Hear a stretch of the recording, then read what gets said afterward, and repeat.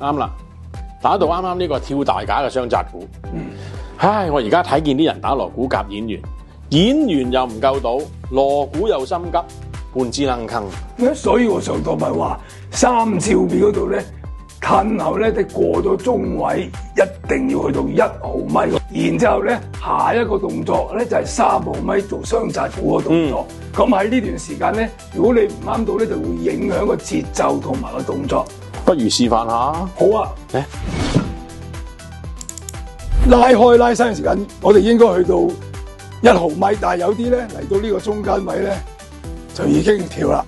1下、2下、3下，完咗跨腳，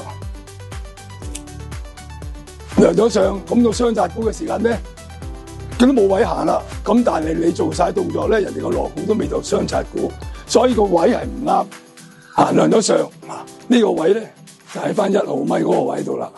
咁因為1毫米同第3毫米個距離咁遠，咁你喺呢處咧雙紮鼓嘅時間咧，一拋咗馬鞭就有個衝前行完咗起個小跳，跟住雙紮鼓呢個就咁集架啦，咁樣啦。